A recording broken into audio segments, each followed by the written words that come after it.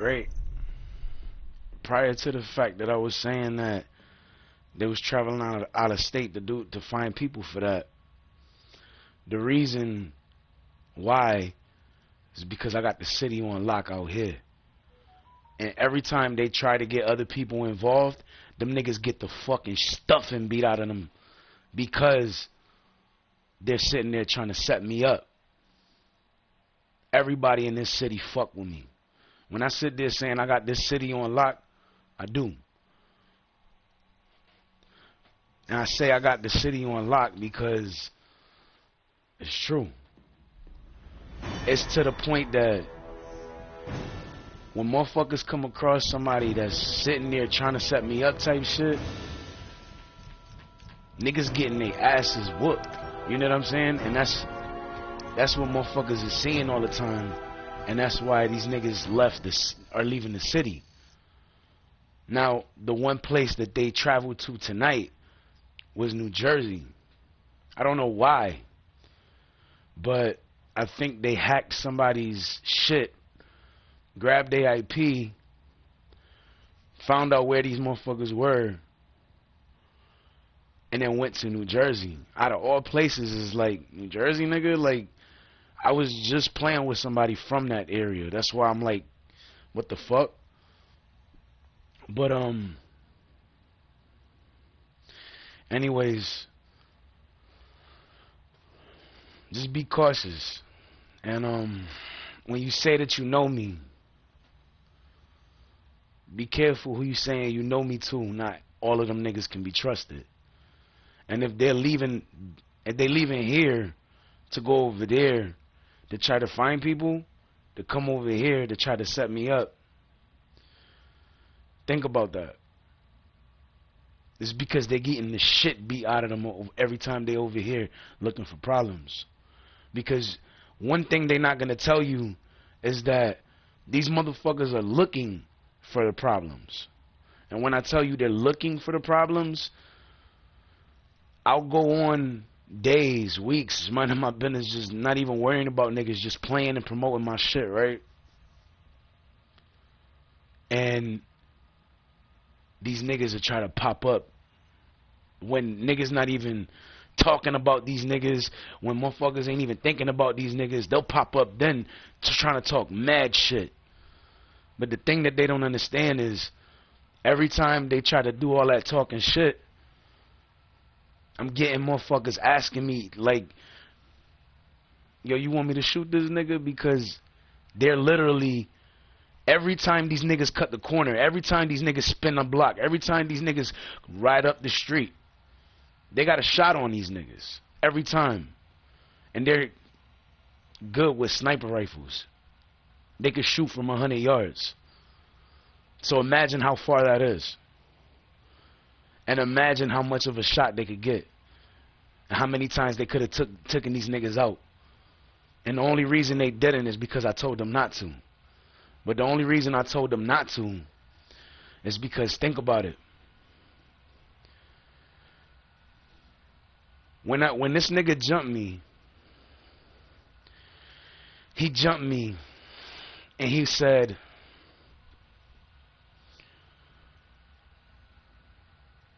make a song about that, nigga. I was in rank 2 when I got jumped.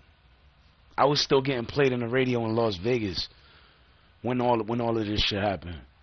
I was supposed to go on tour with the radio station.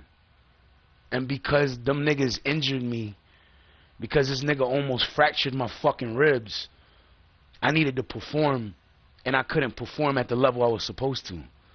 And I'm never the type of nigga to give any of my fans a half-ass performance. So I couldn't go. I had to tell the radio station I couldn't go. You go to Las Vegas and you ask them who the first artist you ever heard from Connecticut. They're going to tell you me. They're not going to tell you none of these other clowns are sitting there trying to act like they the best. They're going to tell you me. They don't know none of them niggas. You ask them, yo, who's this nigga? Who's that nigga? And these are like the niggas are supposed to be my competition.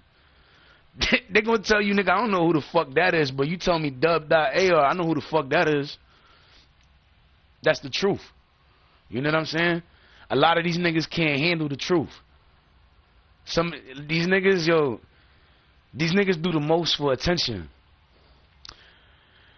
And then when they get the attention, it's not always the attention they want. Because now the attention that they seeking is them having somebody riding with them, because niggas is gonna beat the living shit out of them if they don't kill them. And then I know some people are like, why so drastic? Why so dramatic? Why so much violence? Why so much negativity? These niggas rape bitches. They burn bridges with me. They stalked them. They beat the living shit out of my girls. They kidnapped them, took them somewhere, and now niggas don't even know where they at. So, and ever since that shit has happened, they've been trying to keep the women silenced, because they know by them hitting the women are gonna eventually stop saying shit. These niggas used to be trying to fuck with me on a regular basis, and the only reason I let that shit slide before was because it was a joke. Well, now that the joke is over, I'm looking at these niggas like, I want y'all niggas to silence me. And I'm looking at these niggas even more like, I'm like, nigga, come on, silence me, nigga. You could beat the shit out of these chicks, but when I called you out because you was upstairs, nigga, I called you out, and what did you do? You turned into the biggest bitch in the fucking city, my nigga. The biggest bitch in the city, my nigga. Because at the end of the day, what did you do? You didn't do shit to me, my nigga. You didn't touch me. You didn't come downstairs. But you damn sure made sure that you beat the shit out that girl, though. You made sure that you fucking sat there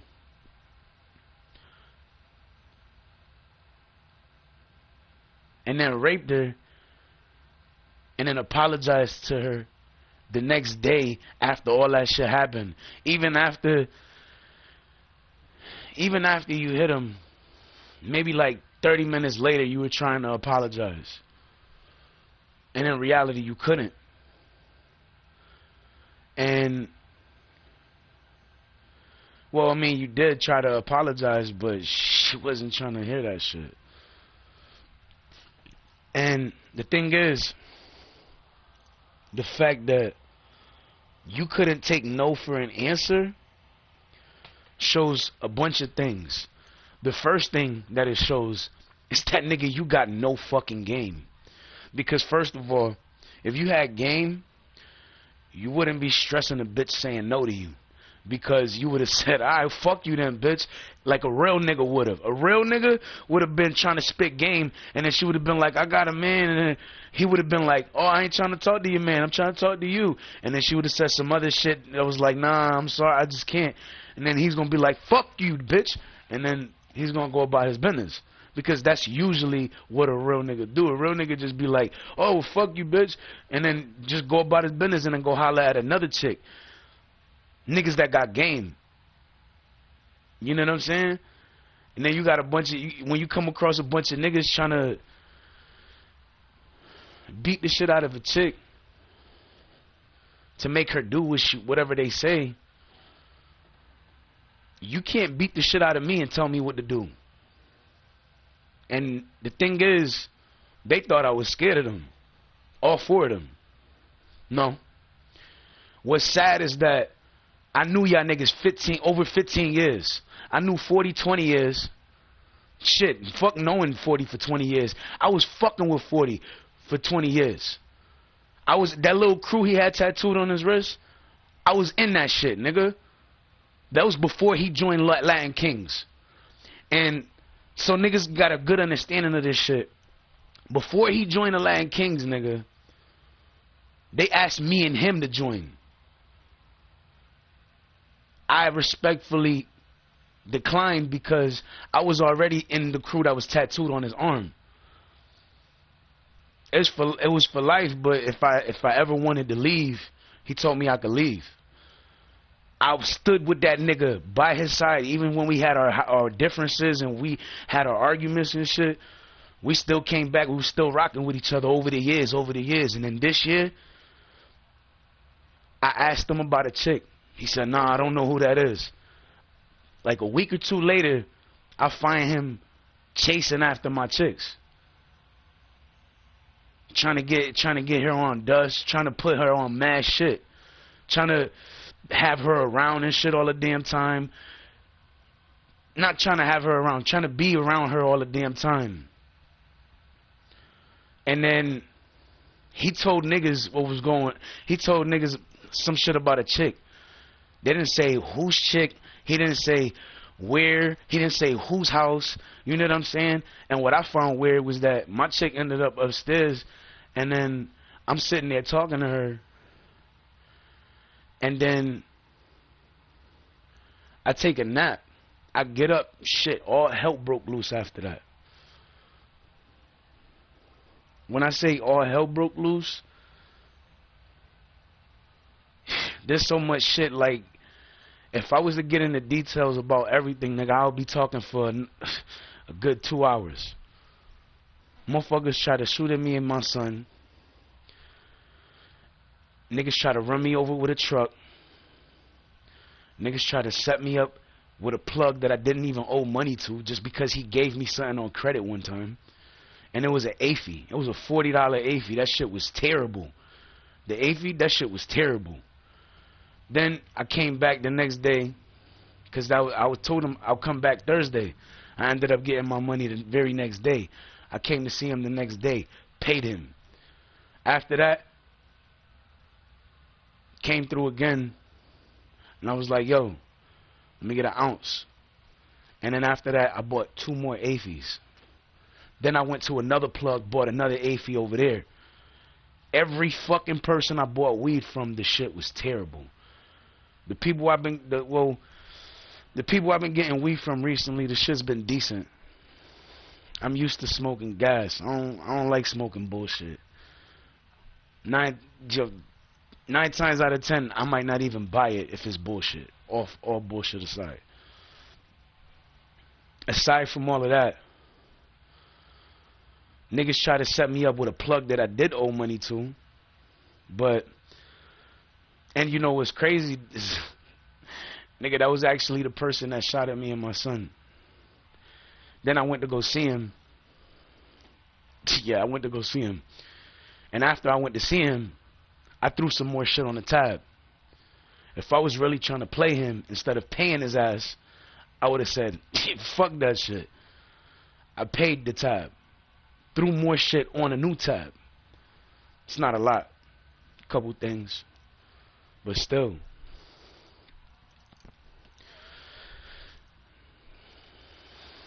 I owe that nigga like $1. That ain't shit. Anyways, aside from that, I was looking for new plugs to fuck with because I was getting tired of getting the bullshit from the bullshit plugs I was going to.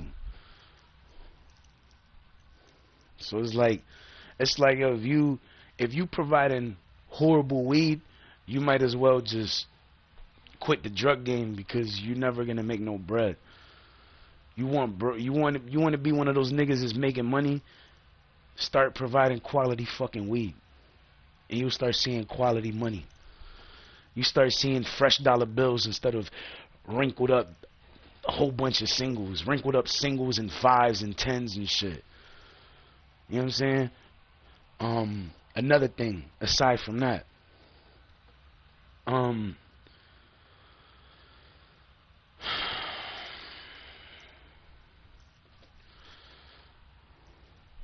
when I said they be traveling, they're getting in other people's cars, and they're making sure that those cars have dark tints, and they're all getting in one vehicle, and they're going places to try to find people. And the thing is, if you ain't riding with us and you riding with dumb niggas, you might be the next ones in the casket. And the only reason I'm saying that is, nigga, understand something. I got 5,253 motherfuckers in my crew. I need my crew. I make one phone call. I'll get 2,000 people wherever the fuck I need them to be. No matter what time of the day, no matter where I'm at. Niggas don't understand, but nigga, that's what it is. Why you think I have so many? So that 2,000, when they need to rest, they can rest. And then the other 2,000 show up. The only ones that are consistently there, regardless, without the sleep, Pinky and Tiffany. Tiffany's a Fed now, and she was never a Fed. She got offered a job to become a Fed this year. And she was like, yo, what do you think I should do? You think I should join? Because I'm the leader. That's why she asked me. And I told her, yo, do what you want to do. If that's what you really want to do, we're not going to look at you no differently for the choices you make. You know what I'm saying? Because at the end of the day, I know you don't need the money, but at the end of the day, if you ever did need the money, that money is going to be piling up in your bank, and then when you need it, it's going to be there for you. You know what I'm saying? Or if you need to help somebody, that could be money that you could use to help somebody else if you don't really need it like that. You know what I'm saying? But there was a bigger picture to everything. And it was like, all right, she joined. And since then, we've gotten in one shootout. All of us together, including me. One shootout that I was part of. All the other ones, that was just her and the other people that were Feds. Pinky, who's also in my crew, became a police officer. She didn't ask. She's just like, if ain't nobody gonna look at me differently, I'ma just. And I told her, I'm like, I'm gonna tell you the same shit I told her. And like, it's like they sisters. Like her and her, Pinky and Tiffany are sisters. Beth and them two are sisters. Jenny from my crew, all of them are sisters. Paris, they're all sisters. Keisha, they're all sisters.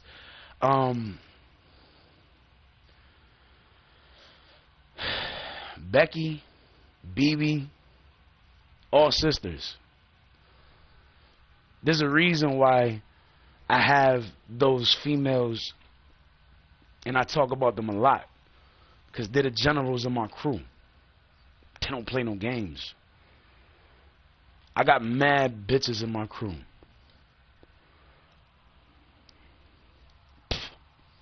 And I say that because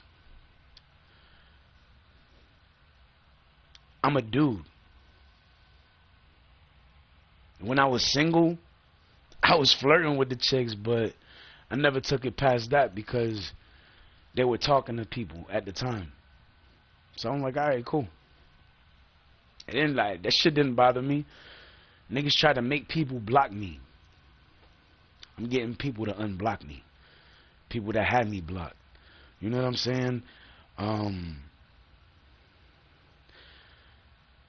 People that didn't fuck with me are fucking with me now in a good way. So it's like, honestly, if you're against me and my team, don't get mad when niggas from my team start getting certain individuals and you start finding more and more fuckers being put in body bags. Because at the end of the day, that's not my fault. That's yours. My crew gave me instructions, and after that first shootout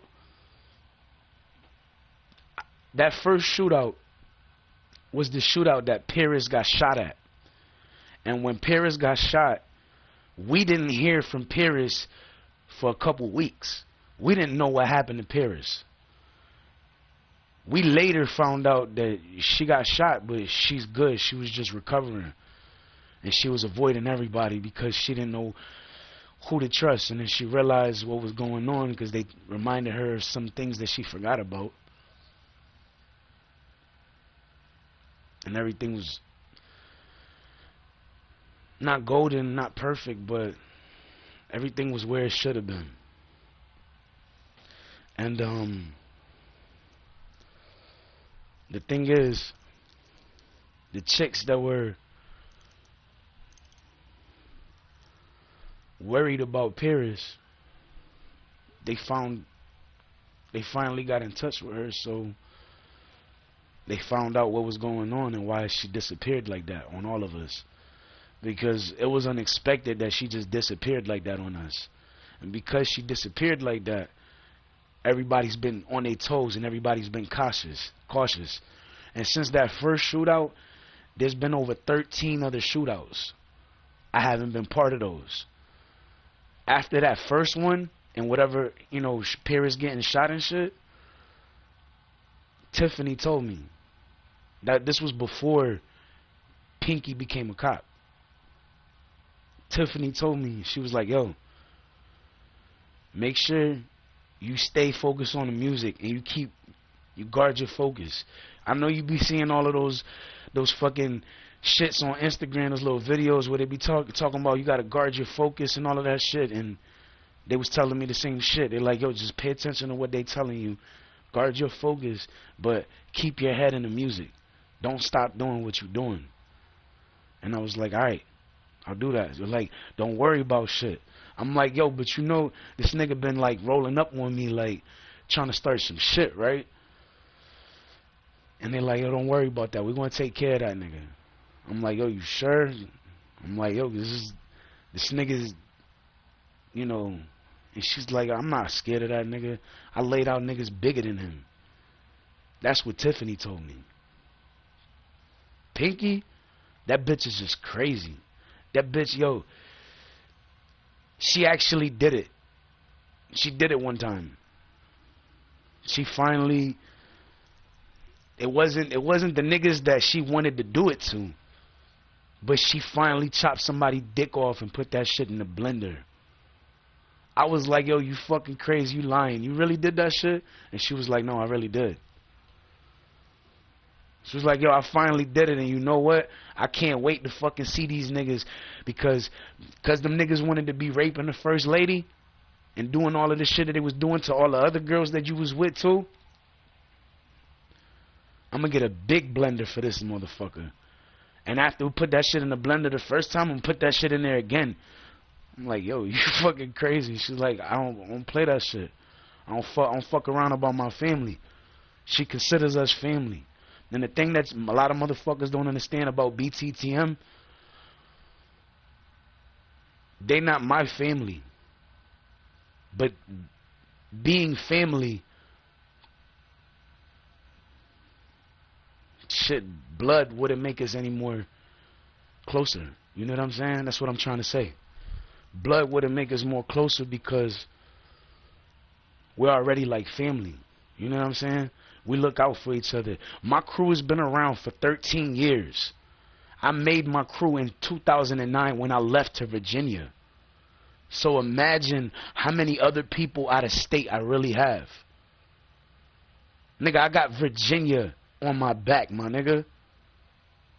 Virginia. Virginia is bigger than Connecticut. I believe so. Let's look at the fucking map. I don't know. I think it is though, because Connecticut is small as fuck compared to all the other places. Virginia is bigger, but understand something. I got a lot of motherfuckers that know me and that fuck with me in VA. Not to mention the motherfuckers I still got out here. And the thing is, there's niggas that's trying to set me up. But those niggas are easily as fuck to pinpoint because they're the niggas that's trying to ask a million questions about me. They're the ones that's asking you 1,000 questions when you say that you spoke to me or you know me and shit. Or you know of me, or you've had a conversation with me and shit. That's when they start asking more and more questions about what type of relationship or bond or whatever so-and-so, whoever it is, has with me. So that's why I say be careful who you speaking about me to, because you can't trust everybody.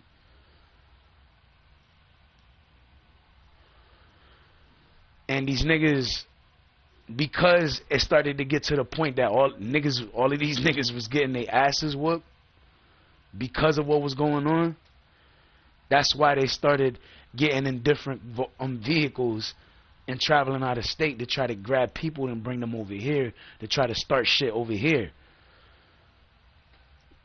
They're saying shit for a reason, but in reality, why don't you ask them the bigger question? If they was out here and there was, you gotta understand, these niggas used to be clowning the shit out of me. And they couldn't clown me when it got to the point that I started having these bitches around me. And they were bad bitches. Like, there was one chick who was my main chick. Then there was two other girls. Then after those two other girls came another girl, and like two other girls after that. You know what I'm saying? Then another girl came, and niggas started getting jealous because all of these chicks liked me, but three of them were my main chicks that I was fucking with. You know what I'm saying? And the reason why I say they were fucking with me is because one of them kind of stopped fucking with me now. She don't, honestly, I felt like she didn't really want to not fuck with me, but I felt like she was forced into not fucking with me. Because the look in her eyes anytime that she saw me, it spoke to me. I'm not going to say what it said when she looked at me, but when she looked at me, her eyes were telling me something. And the thing is, I knew certain things, but even to this day, there's certain shit that I didn't know. And all I got to say, and I'm going to say it again, something happened to any of these women because y'all motherfuckers had an opportunity to tell me something and y'all didn't tell me something. And something happens, God forbid anything happening, but something happened, I'm going to lose my shit. I'm not going to have no mercy on nobody. I'm going to tell Pinky, bring my fucking guns, and we're going to go knocking motherfuckers' doors down, and we're going to start shooting people. The thing is, we ain't trying to bring it to that. But at the end of the day, something's going on, and or something happened, or something's happening, and nobody's telling me shit because they scared of how I'm going to react. But if you don't tell me something and something happens to that individual because you didn't tell me something, you're going to be one of the people that my crew comes to first. Remember that. My crew going to go to you first and they're going to ask questions. And if you don't give them the answers they looking for, they're going to hit you until they get the answers they looking for. My crew is crazy. And I've been trying to keep them from fucking with anybody because my crew crazy. They don't give a fuck. When I tell them do what the fuck you want, they really would do whatever the fuck they want. Trust me when I say that. You like, nigga, you talking all of this shit and saying this and saying that. Dude, you think you got to worry about me? No. You don't got to worry about me. When something happens and it happens because nobody fucking said nothing to me, that's when you got to worry about me. Because that's when I'm going to everybody's fucking house that I know. That's when I'm kicking niggas' doors in. That's when I'm kicking those doors in, I got a gun with me too. And there's more than one. Normally, when I have all of my guns, or all of my handguns, I have 2 in the front and I got 2 in the back. That's 4 guns. So if I'm kicking the door down or we bulldozing the fucking door down, trust me, we're going to get to the bottom of shit. We're going to find out what we want to find out. And if we don't, I feel sorry for whoever's in our way. I feel sorry for whoever was testing me. I feel sorry for whoever was fucking with me. Because I'm not going to have no mercy. And what you got to understand is, if my mentality at that moment, at whatever moment, is I don't give a fuck, fuck this, fuck that, fuck that, fuck this, fuck whatever, fuck everything. What you think my crew's mentality is going to be? 10 times worse than what mine is. They're going to go after everybody. So if you don't got nothing to do with shit, stay out the fucking way. That's all I got to say. Just stay out the fucking way because niggas in my team ain't fucking playing. And when every time these motherfuckers see this nigga's vehicle around, my crew knows that I'm tempted to just grab a fucking brick and break that fucking window and wait for that nigga to come to the car. Just because I already know how he's going to go to the car. Mad energy. Talking shit. If he's strapped, it's even better. Gives me a reason. Give me a reason to pull out a gun. And the thing is, I've never been a problematic motherfucker, but at the same time, Ain't nobody ever test me or try to fuck with my bitches. And you know what's the saddest part? All of these motherfuckers do music. And the reason for all of these niggas doing all of this extra shit is because Def Jam hit me up 35 weeks ago to open up in fucking Miami for Young Jeezy and T.I. Niggas was jealous of just the fact that I had that opportunity because one of the main niggas was the one that was getting fucked with by Def Jam. And then Def Jam dropped them because they was trying to get them to fuck with me. And to work with, collab doing work and shit. I didn't want to do that. They didn't want to do that. You know what I'm saying? And the thing is, because of that, they hit me up. That was what they hit me up for that night. I didn't find out till 3 weeks later what they hit me up for, because my mind was all over the place trying to figure out what was going on. Niggas try to make it seem like I was delusional, and in reality I wasn't. You know what I'm saying? Like, my chick ended up right there in front of me, and she's looking at me while I'm talking to this DCF worker because they was trying to, we gotta diagnose you or some shit like that just to make sure you're good and this and that. Like, motherfuckers and motherfuckers around, like people that are just seeing the DCF worker, they're like, oh yeah, he lost it, that's why. No. The DCF worker was around because it was mandatory shit, because the police came 2 times in the same night. My nigga, you call the police over 2 times in the same night for no fucking reason and watch them niggas try to fucking make you seem like you delusional because you saying somebody's there, and they're trying to say that nobody was there. But if that's the case and nobody was there the first time, or the second time, then why, when they came by the second time, they were sitting there trying to fucking act like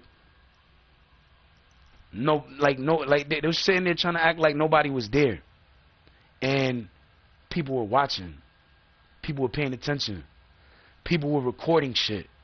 I seen 5 different angles of that night recorded on a phone, 5 different angles from that night, and niggas sit there trying to act like, dude, not only was the people show me the videos, but also I seen my girl literally sit, like, looking at, and the thing was, they went to me first, and they took me outside.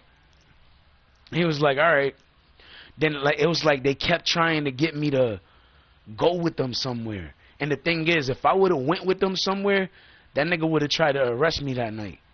That's why I didn't go nowhere. Like, I wasn't stupid. I know the law. And I'm like, nigga, I didn't do nothing wrong. Like, I'm sitting here, you sitting there trying to say I'm delusional and all of this shit. There was nobody there. But as soon as that nigga went upstairs, there was people coming down besides my mom. So it's like, yeah, I seen my mom, but before I saw my mom, I saw my girl standing there. And then the dude that was my supposedly boy, that was supposed to be my son's godfather, and the chick the thing is, the chick that I said is my girl, the other girls were there, but at that time when the police showed up, no, they weren't there at all. When I say, you gotta understand, the other dudes that were there with the other guns, they took the other dude's guns so he didn't get caught with a gun. Then after that, they fucking bounced with the other girls because they forced them. They're like, yo, come on. And they literally left. One of them niggas actually bust their ass when they was leaving. That was funny as fuck. Because there was ice on the ground at the time. It was earlier in the year, close to January and shit. But shit had me tight because they was trying to make it seem like I was delusional, and in reality, nigga went upstairs and came out with people. I told you, dude, there should be nobody up there except my girl and my son. I mean, my girl and my mother. That's it, my girl and my mother. And then you gotta understand, if I told him that, then why the fuck he went upstairs, and when he came back down, he came down with a bunch of people? Because I wasn't lying. And the thing that bothered me is, like, if I told you that, why don't you let my bitch get back in the fucking house with me? Why you let her stay with fucking danger? Because at the end of the day, she's still in danger to this day, because them niggas are still running these streets freely, but they still raping bitches and beating the shit out of bitches when they not fucking listening to them. And the thing is, motherfuckers don't understand. Pinky wants to shoot that nigga in the head after she chops that nigga dick off. She got no fucking mercy for that nigga. Niggas like, oh, I'm gonna fucking shoot that nigga in the leg. Nigga, you ain't gonna do shit. You trying to act tough and shit now. You should have been trying to act tough 35 weeks ago, nigga. Fuck wrong with you, nigga? The fuck you think you dealing with, nigga? That's why when you pulled up on me, nigga, that's why when you pulled up on me, you was fucking scared, nigga. You had a look in your eye when I fucking said, nigga, what the fuck was y'all niggas doing in my house 18 weeks ago? Because that's what it was at the time. And when he showed up, I'm like, nigga, the fuck was y'all niggas doing in my house 18 weeks ago? And nigga was looking at me like, I wasn't in your crib. Like, that nigga, his eyes opened wide, like he was scared. And he started thinking, nigga, if I would have yelled out, nigga, rape, you was raping these bitches, you know how many niggas would have been chasing you that after, as soon as you pulled off? If I would have yelled, nigga, you was the one that was raping these bitches. And he would have fucking drove off, that nigga would have fucking been hunted down and killed that same fucking instant.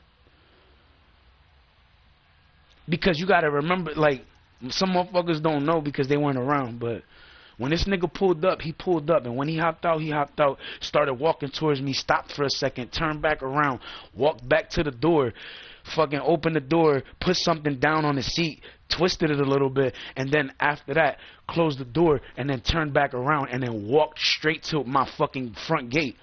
And then after he stepped to my front gate, he was just standing there, because I was still standing in my doorway.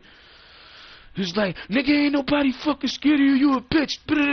I'm like, you gotta understand, before he even got out the car, this is funny as hell. Before he even got out the car, I was looking. When I seen the car, I was like, oh, yes. I was literally sitting down when I first saw the car. I got up and I started jumping for joy. Like I was getting ready. I was hyped. I was already psyched. I was ready. You know what I'm saying? Nigga didn't even understand that. Like, dude, if that nigga would have... And the thing is, after I said that shit to him, and I was like, nigga, what y'all was doing in my house 18 weeks ago? That nigga looked at me like, I wasn't in your house 18 weeks ago. I'm like, nigga, yeah, you was. And he was like, nigga, you talking shit. He acting like, he was like, nigga, you acting like niggas scared of you. Ain't nobody scared of you. But you gotta understand, when he was talking shit, he was talking shit. He said all that shit that he said before I said something. When I said something, his whole aura fucking changed, my nigga. His whole shit. You know, niggas don't understand. Some people were watching that shit. They didn't have a camera, but they were just watching it. They was looking because they heard that nigga coming out the car yelling, oh, fuck you, nigga, you a bitch. Nigga, you be talking all that shit. Ain't nobody fucking scared of you. You gotta understand, I'm just sitting there. I'm just looking at him, and I'm calm. I'm just chilling. I'm just waiting. I'm waiting for that nigga to try some stupid shit. You know what I'm saying? I'm literally waiting. You know what I'm saying? Because he's just running his mouth. And then at the same time, I'm like, I say that shit. Then he's looking to the left and he's looking to the right and he's getting nervous while he's standing there. You know what I'm saying? And I'm like, I'm thinking to myself, I mentioned it in a live afterwards, and I'm like, dude, in case you didn't know, that whole time that you was standing there, nigga, Pinky had a shot on you that whole time. She could have fucking shot you in the fucking head while you were standing in front of my gate, and you didn't even know that. Don't think I don't have people that be posted down the fucking street too. The same way you be turning down the fucking, you be trying to catch a nigga off guard before he comes actually turning on my street. There's people right there willing to get you too. That's what you don't understand. I've been told that nigga that shit. I've been told this nigga, yo, stop trying to start problems, my nigga. You the one. And the thing is, he mad because he got all these cases and shit now that he dealing with. But at the end of the day, nigga, nobody told you to be raping these bitches. Then at the same time, a year ago, you hit me up with an opportunity talking about, yeah, nigga, you and his dumbass boy at the time sitting there. Nah, he's still his boy too, but him and his dumbass boy sitting there trying to offer me an opportunity to make some money with them. You know what I'm saying? And I thought about it, but I'm like, nah, I'm good. I'm like, I'm straight. I was like, I think about it. That's all I told him. All I told him was I was going to think about it, but I never did. I was just like, I never gave him an answer. I was just like, whatever, I don't even care. Because at the end of the day, I still got money coming in anyways. So I looked at that some type, and I was just like, really, nigga? Because I looked at the nigga a certain type of way after he was acting a certain type of way. You know what I'm saying? But then the other nigga was crazy about the other nigga. The other nigga ended up fighting the dude that was my boy. That didn't happen until after the fact and after that night. And the reason that happened was because he didn't know about certain things from that night. He didn't know that he didn't know that he was trying to set me up. And he ended up, I actually met him before that. Like, I actually was walking up the block, like walking down the street, and I looked and I was like, oh shit, that's this nigga, that's my people's boy. So I went up there and I was like, yo, what's good? I'm so-and-so's boy. And he was like, oh, okay, what's up? He showed me some love, you know what I'm saying? What's up? And then I kept it moving, you know what I'm saying?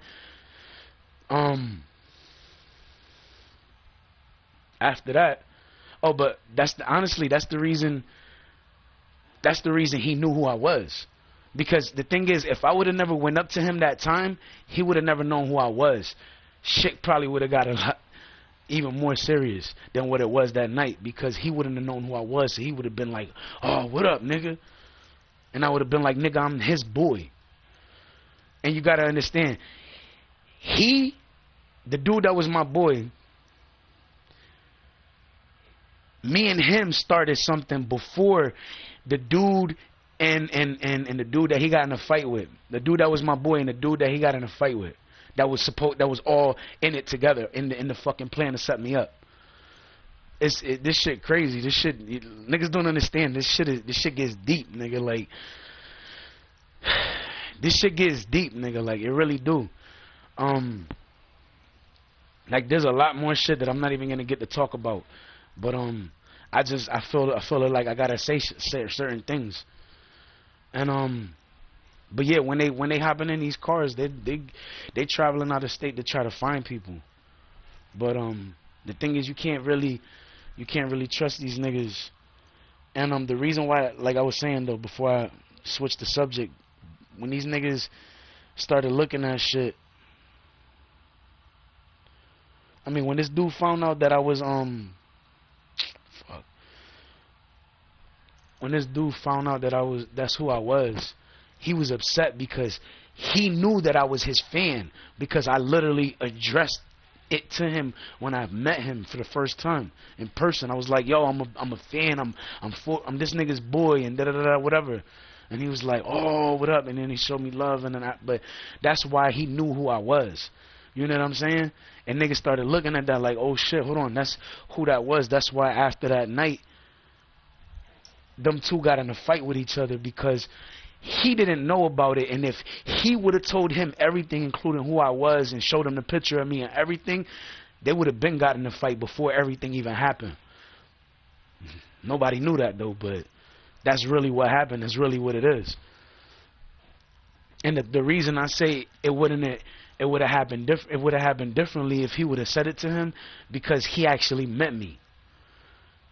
This nigga was actually spoke to him of me, but never showed him me or formally introduced me to him. You know what I'm saying? So he just knew of me. He didn't know who I was until I actually seen him on the, walking down the street. And then, I was walking down the street, and he was standing there talking to somebody. And I didn't give a fuck who he was talking to. I literally went up to him and approached him, said what up to dude, and said what up to him. And you know what I'm saying? Let him know I was this nigga's boy. And because of that, he knew who I was that night. Otherwise, he would have never known. You know what I'm saying? That night, niggas was scared of me. Like, niggas don't understand. Like, I play that night back over every time in my fucking head, nigga, every time. And I think about that shit. Like, nigga, I was like, nigga, I literally went up to the stairs. Like, nigga, before I went up the stairs, though, there was this one time. That dude was like, there was in the stairs in the front, and there was a window that was broken, which is probably how they got in and shit, if they managed to pop the door open. Well, then I went outside to smoke. So I'm just standing in the doorway. I'm not thinking anything. I'm not thinking there's anybody there, nothing. So I'm just standing there. And then dude is like, I hear these niggas whispering. They're like, yo, that's him right there. Yo, look. And then I heard my girl too. Well, one of my girls, cause there was at the time there was just 3 main ones, and one of them was downstairs with these 2 dudes, because they was like, come on, and you know, she didn't want to get hit by these niggas, so she went, and then she started going down the stairs with them, and then they were all sitting there, and I rolled up in my office, came out my office, and was in the porch area where I normally stand to smoke, and I was standing there smoking. The light was on me. It was wintertime, so it was cold. You know what I'm saying? Like kind of like now, cold. So I was standing there, I had my coat on and shit, but we just sitting there. I'm just standing there smoking. The light, I got it like sensor light, so the light, every time I moved, that shit was on me. So I'm just standing there and shit smoking, and then I start saying shit because I heard them. So they start talking about, come on, let's get him. And then I said, nigga, I don't think you should do that. Trying to fuck with me, my nigga, that'd be the biggest mistake you ever make in your life, my nigga. And I got the thing on me right now, my nigga. Go ahead and try me right now, nigga. I love to fuck one of y'all niggas up right now. Like, I literally said that shit to them. And the thing is, motherfuckers acting like, oh yeah, after all that shit that happened, why you went to sleep then? I was drained, nigga. I spent 3 hours and a half, almost 4 hours trying to get them niggas out the house, yelling at them niggas. Literally, for hours, yelling. Trying to get them niggas out. I finally got them out. But then, there was 2 that was still there. I called the first time to make sure nobody else was there, because I thought they left. The dude was like, the cop came and he started trying to look around and shit, look in the rooms and shit. When the cop went into one room, the fucking dude came out the fucking bathroom and crept into the room that the fucking cop just searched. I was like, are you fucking serious? And then I'm like, I told dude, and then he was like, there's nobody there. I just looked, and he didn't want to look again. And then at one point, one of the niggas was hiding, when they was looking, they was hiding as best as they could. But then one of them went and hid in the basement for a second, then went back upstairs when it was safe. I called the second time to make sure everybody was going officially, because I didn't know. I knew my chick was there, but I didn't know what was going on. And then what happened was, there was people there. My girl was there. And the thing was, the dude that was my supposedly boy, he was trying to tell the cop that the chick that was my girl, that I even told him before he even went upstairs that it was my girl. Before that, he was trying to, not before that, but after, he was trying to tell her that, he was trying to tell him that she was with him. And he told her, he's like, yo, if you say anything, I'm gonna fuck you up. You better not fucking lie. Even though what he's saying was a lie. He was saying, you better not fucking say anything different. You know what I'm saying? So then when they went downstairs, he wasn't thinking nothing of it. And prior to the fact that he wasn't thinking nothing of it, I want you to understand something. Because of the fact that he wasn't thinking nothing of it, when they went downstairs and the cop was talking to them, my girl went to the fucking window. And she saw me talking to the lady. She heard me, but she didn't see me. So then when she looked, because it was a door with a window, and you could see straight through, she saw me sitting on my couch, and I was talking to the lady, because the lady was sitting in my seat, and she was just sitting there typing shit. So then when she stood there and she was just staring at me, I seen my boy's arm, and I knew it was my boy's arm because the tattoo that he had right here, that he had, you know, the crew and shit tatted that I was part of with him, I seen it when he was pulling her. So he reached his arm out. He didn't pull himself out there so he can be seen in the window. He grabbed her though and pulled her. I don't think he realized that his arm was visible, but I seen it. And because of the fact that his arm was visible and I seen his tattoos, I knew who it was already that pulled her away. And because of that, I started like not looking at that nigga the same, because I started seeing what it was. The first thing was when somebody got hit. And I was like, nigga, I got that shit recorded, nigga, bring your ass. I'm like, nigga, just get your ass the fuck out, nigga. Just get out, nigga, get the fuck out before I, you know what I'm saying, before I make that call, nigga. I'll make that call and change your whole fucking life, nigga. He left. He opened the door and he started going down the stairs. You know when you fuck with somebody and you fuck with them hard body, you know everything about them. You know their fucking favorite color, you know what they like, you know what they don't like, you know how they fucking respond about shit. You know how they walk, you know how they talk, you know how they dress, you know all of that shit. So then you start hearing motherfucker coming down the stairs, and you know that fucking sound because you've gone up and down stairs with that nigga multiple times, and you start looking at that and you like, damn. You knew who it was just by hearing that. That's how I felt, because I knew who it was just by that. And then when I fucking seen his arm pull her and I seen the tattoo, I was like, that was really him. Like my mind was going all over the place when I seen that fucking arm pull her. And then to make it seem like it was just her, swap mask and then fucking put my mom in front of the fucking window. And they like, oh, if you fucking tell him anything, we're gonna do this or we're gonna do that or we're gonna... Niggas ain't gonna do shit. Remember, son. Niggas touch me. Niggas put their hands on me. Niggas shoot. Niggas do anything to me. My crew is gonna ruin the rest of their fucking life, and they're gonna be running for the rest of their life. For safety. Looking for somebody to help them. And they're gonna be like, and you gotta understand, if something happened to me, God forbid anything happened to me, you know what I'm saying? But shit. But God forbid anything happened to me, but my whole fucking shit is my crew is gonna lose their shit. You don't understand. I'm not just a member in the fucking crew. I have my own crew. That's why I never, nigga. If the thing is, the fact that I didn't join LK, it gave me a fucking chance to meet other people. I met people that were Crips. I met people that were Bloods. I met people that were in gangs I never heard before. All types of shit. All different types of people. I met them all, especially out of state. So then when I met them, you know, I was cool with everybody. I had no issues with nobody because I had no reason to have issues with nobody.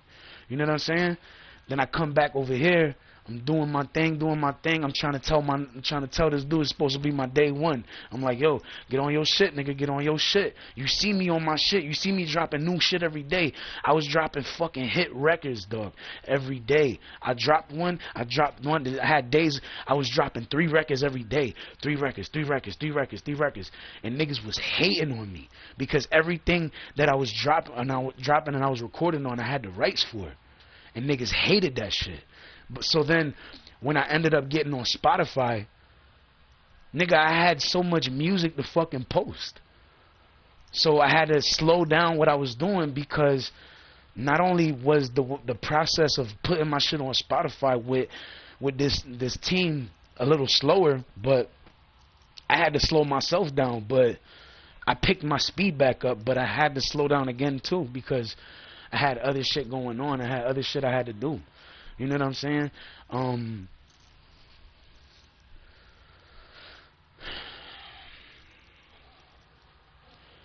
The thing is, niggas get mad because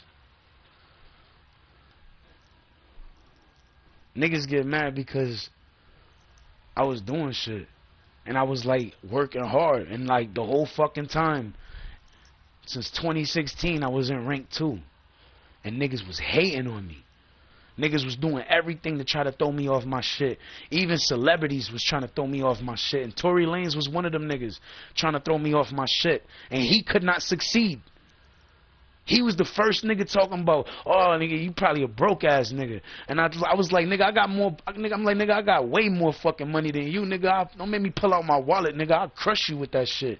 I literally said that shit to him.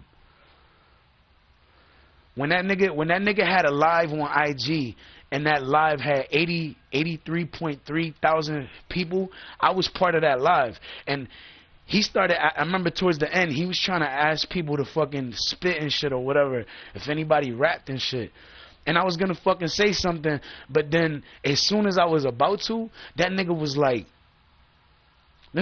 oh, well, if you in my live and you ain't going, and you know, you ain't trying to say nothing, and you ain't, you know what I'm saying, and get the fuck out my live, and I didn't even say shit after that because I was about to. I was about to tell him, nigga, I spit. I'm better than you. You know what I'm saying? Because in reality, nigga, I am better than him. He might have had some records, but understand something. The records I've come up with, the records I've made, I did myself. I engineered myself. I fucking produced myself. I fucking came up with it myself. Nobody gave me the idea for it. Nobody said, yo, try this and it'll make a song about this. I did it all myself. When I came up with a song called Bitch Don't Touch My Kool-Aid with Nadia, I literally came up with that shit, and I was like, I actually was having a conversation with her. We was on the phone. She's from Canada. I was on a phone conversation with her, and I was like, yo, you like Kool-Aid? Like, we was talking about mad shit, but then I got to this one part in the conversation, and I was like, yo, you like Kool-Aid? And she was like, yeah. I was like, oh, I can never live with you. And she was like, why not? I was like, because I'd be fighting with you over the fucking Kool-Aid. I'd be like, bitch, don't touch my Kool-Aid. What the fuck? And then I was like, yo, that would be crazy as hell if I came up with a song like that. 24 hours later, I hit her up. I had a fucking song already laid out. All she had to do was lay her verse down. We was just having a conversation about it. It was just a conversation. And I turned that shit into a song. Niggas like, oh, well, somebody came up with Bitch Don't Touch My Kool-Aid. Yeah, but that shit was whack as hell. You listen to mine compared to theirs. My shit is better. And the thing is, after some point in time, she got better. And she was like, hey, if you want me to fix the verse, I could fix it for you. I was like, it's fine like that. If you want to leave it like that, it's cool. If you want to do it over, you could do it over. I mean, I'm not gonna pull your leg about it. It's cool. And we ended up leaving it like that. Her sister, who's Mercedes, not that Mercedes, not Mercedes Moore. Rest in peace, Mercedes Moore. But Mercedes baby. She from Philly. She the first lady at MRM. In case some motherfuckers didn't know, I joined MRM. Still, nigga, I'm still MRM to the fullest, but they know that I branched off and I started doing my own thing, and it's never been no funny shit. It's never, oh, I'm not fucking with MRM. It's never been no shit like that. MRM got love for me the same way I got love for MRM. I just branched off and I started doing my shit and I never stopped. I just ended up working and working and working, and look where I'm at now. I'm getting paid to make music, nigga. And motherfuckers is hating on me, trying to fucking get people not to fucking listen to my shit, not to play my shit, not to like my shit. Nigga, if you go to Amazon.com, you'll find my fucking music for purchase. Start from the 3rd page, because the first 2 pages, you're not going to really find much. You'll find like 2 or 3 on those pages. But if you go to the 3rd page, that's when you see everything filled up with my fucking music. You can literally buy it. You can buy the singles for $1, or you can buy the albums or the mixes for $6. Now a mix has a bunch of singles in it, but the mixes have 25 songs on them. And imagine that's $25. That's normally a price of $25, and you're gonna get it for $6 if you buy the mix. And then if you get the albums come with the albums come with 12 songs. So you're gonna spend $6 for the album, but you're getting 12 songs. So you technically still getting 6 songs for free. You know what I'm saying? But if you buying singles, single after single after single, you're actually spending $1 for each song, each one. It's not that bad, because if I get 1 million people to spend $1 and buy one song, I got multiple songs. I rap, I sing, I make beats, I can do videos, I engineer. I could fucking ghostwrite. I haven't been ghostwriting. I could write for myself. I could write for others. I do it all off my head, and I write it after I record it for copywriting purposes. But that's all it is. It's just that. You know what I'm saying? I do that. I do other shit too. I'm the fucking CEO of my fucking company. I have my company registered in my fucking name. I'm the CEO. I'm the fucking person in charge of Hustle Hard Entertainment. That's me. Double H-E-N-T. That's me. Nobody else but me. And I've been trying to get niggas to understand that shit forever. It's like the motherfuckers that was sitting there trying to stop me from doing what I was doing, the more they tried to stop me, the more I was succeeding. The more I started looking at niggas like, fuck out of here. Y'all niggas ain't stopping me. Then it started to get to the point that bitches started bashing niggas that they was with, because they was like, yo, they had niggas trying to come up to them trying to bash me, and I wasn't even saying shit to them. I was just minding my business, just chilling. You know what I'm saying? They're like, yo, don't fuck with BTTM because of blah, blah, whatever, the 3rd, 4th, or 5th. They were literally going around telling people shit like that, saying certain things about me that wasn't true, and making people block me. You know what I'm saying? They're like, oh, if you don't block that nigga, I'm going to fry your shit, or I'm going to fuck up your internet, or I'm going to do this. Or they'll fucking sit there and they'll spit game at the chick and make the chick seem like this chick, the dude don't fucking know nobody. And then the dude will sit there and be like, oh shit. I mean, the chick would be like, oh shit, because she didn't know that he knew me. And then dude to sit there, like, if you keep fucking talking to that nigga, or maybe, you know, the chick got history. There's a whole bunch of different scenarios with a whole bunch of different people, but some people were getting blackmailed because of shit like that. Oh, if you keep talking to that nigga, I'm gonna put your nudes out there. I'm gonna do this. I'm gonna do that. Like they started saying and doing shit like that. Like motherfuckers didn't understand, but that's really what was going on. Especially on Nebula. Like, nigga, there was mad fucking people got blackmailed on fucking Nebula. Niggas try to do that shit with me, but that shit wasn't working. Motherfuckers try to do that shit to me one time. They're like, yeah, nigga, you gonna give me $1,200, or if you ain't giving me $1,200, nigga, I'ma put a video out there, blah, blah. I told him, yo, you know what? Go ahead, put my video out there, nigga. You know what you gonna do? You gonna turn me into a porn star, nigga, and I'm gonna start fucking all these bitches, my nigga. After I said that, they left me alone. All bullshit aside, nigga, they really left me alone after that. Oh, and another reason they also left me alone was because I was also like, nigga, you know what? I was like, yo, thank you. It was like, for what? You gave me your IP and I know exactly where you at now, motherfucker. That motherfucker got offline so fast, nigga. They got offline. They fucking ran. They left the fucking the country they were in. Everything, nigga. Like, no lie. Them niggas went into hide mode, like, for real. That shit was hilarious, dog. I'll never forget that shit. That was some funny shit. But yeah, all bullshit aside, nigga, motherfuckers have been getting blackmailed. On the game, off the game, because motherfuckers is trying to keep niggas from fucking with me. And the thing is, the reason why they was trying to fuck with my main chick, the one that I was with a year, the reason they was trying to act some type with her was because she really loved me. She really wanted to be there with me. You know what I'm saying? She wanted to be here with me, all of that shit. My son was her son. The same with the other girls too, but this girl, she was the first one that did it. That's why it was special to me. That's why she was so special, because she was the first one that, that loved me for me. But also she loved my son too. And she made my son her son without even having me to ask her anything that led to, you know, her acting like that. I didn't have to say nothing. She was already acting. She's like, that's my son. That's this. You know what I'm saying? And I ain't never take that from her. And the thing is, when we broke up, we didn't really break up. She just disappeared one day. And I started thinking about it.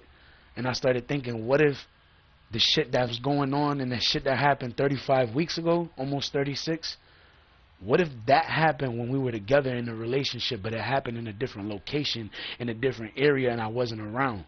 And I started thinking, I was like, shit, what if that's what was going on back then? And that's why she disappeared like that. Because she was head over heels in love with me. When you don't understand, like, when I didn't answer my phone, she blew my fucking phone up. And then when I look at my phone, when I finally go to my phone, sometimes there's 9 to 14 calls missed, and it's all from her. And then when I call her back, why didn't you pick up your phone? That's the first thing she says. She don't even say hello. She says, why didn't you pick up your phone when I call? She was in love with me, my nigga. She still is, but niggas have been trying to beat the shit out of her. Niggas been trying to keep her from her happiness. And her happiness was with me. You know what I'm saying? She don't love these other niggas. You might see her with other niggas. You might see these other chicks with other niggas. They don't want to be with them. They're scared. That's why they're there. Remember that. Because if they weren't scared, they'd be here. I don't give a fuck what they're going to say now. Because at the end of the day, that's not what they're thinking. That's just what they're saying out loud. But that's not what they're feeling. When I talk about them, when I speak on them, when I talk to them, their heart melts. When I speak to them in my lives and they're just listening and watching my lives after, they remember when they used to be happy. And the people that they're around now, they're not happy with. They're just forced to be around them. So they're forced to try to be happy or to try to fake being happy. The same way a bitch that's not getting a nut will fake an orgasm. Same way. And honestly, I never had a bitch fake an orgasm. Not one. Just saying. Because a lot of niggas be running their fucking mouth saying too much. I ain't never been gay a day in my life. Never. I love pussy, always love pussy, always gonna love pussy. I came out the pussy. Let me say that right. I came out of pussy, and I'm always looking for a new pussy to get into. Until I found the women that I was looking for, and now I'm just trying to get back what was mine. So I can get back into it.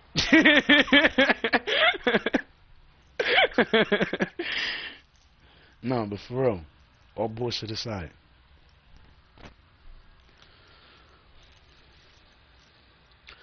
If you don't know what chicks I'm talking about, scroll. There's like 5 of them that I have photos of on IG. So when you look at a photo that has 5 of the girls, those are the 5 girls. Those are my starting 5. And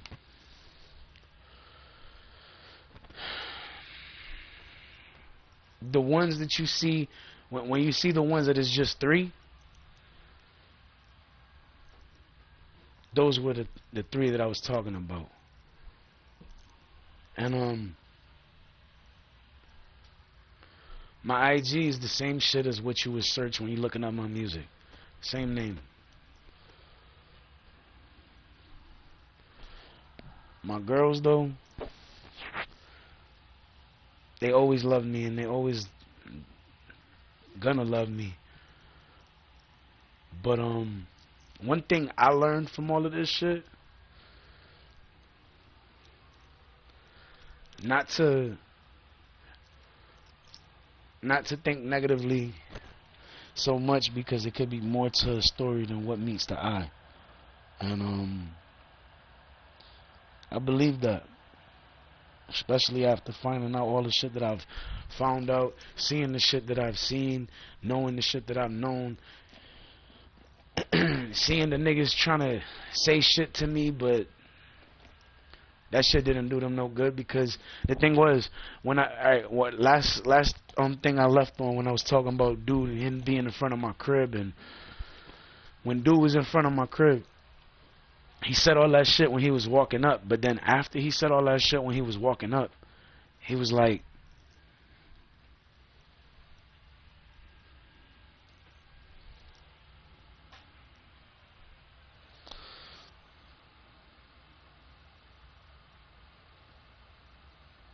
he said, niggas ain't scared of you. That was one of the last things he was saying was, oh, ain't nobody scared of you. Niggas ain't nobody scared of you. Then he had a look in his eye. I was like, you're right.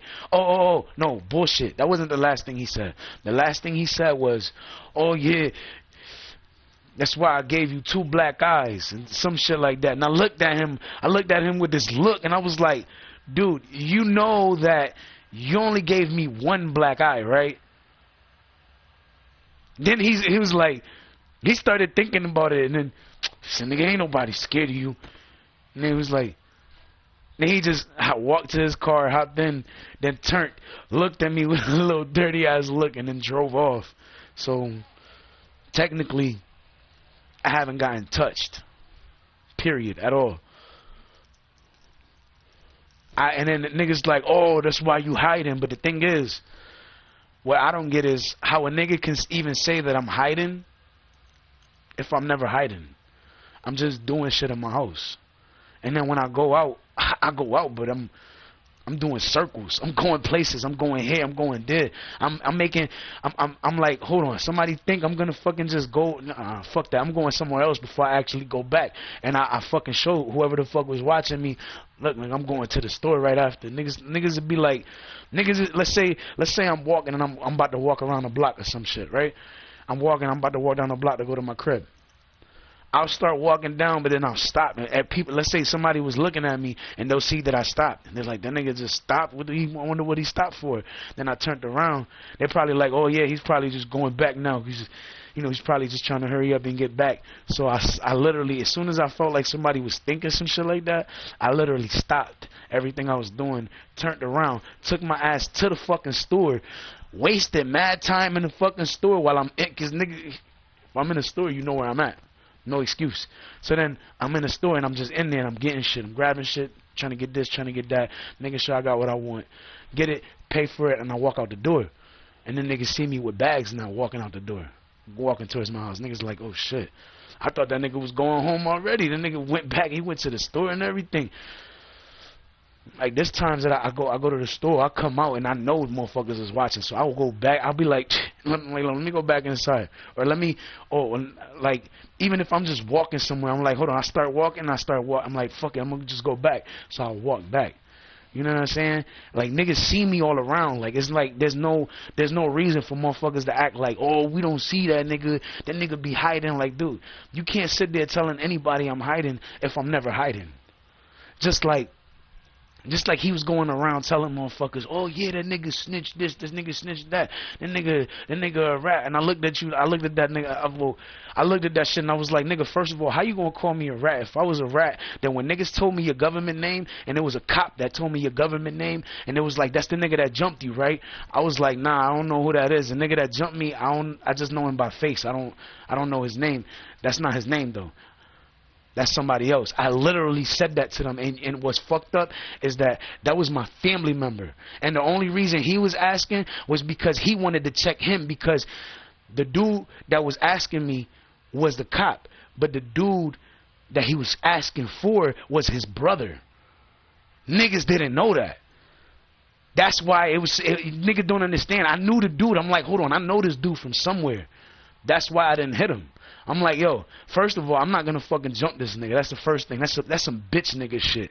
To jump a nigga, that's some bitch shit. I don't give a fuck who it is. That's some bitch shit. A real ass nigga stand on their own 2 feet and hold their own, my nigga. I'm from the hood, nigga. I'm from the hood where niggas hold they fucking owns, my nigga. Everybody. And everybody in my crew, they all know how to hold their own. That's why you see us by ourselves. You don't see us all together because we can stand on our own. A lot of motherfuckers, they're so, oh, I gotta be with my niggas, I gotta be with my niggas. You need your niggas for everything. You need your gun. You need a knife. You need this. I don't need none of that shit. I don't need a knife. I don't need a gun. Nigga, I could kill you with my fucking hands. I'm a 2nd degree black belt, my nigga. Try me. That's all I got to say, nigga. Try me. The thing is, niggas don't want smoke with me.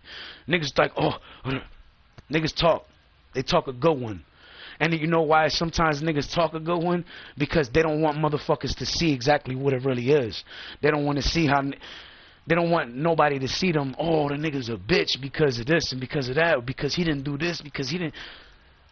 That's why they try to get people to believe certain things is not true because it makes them look bad.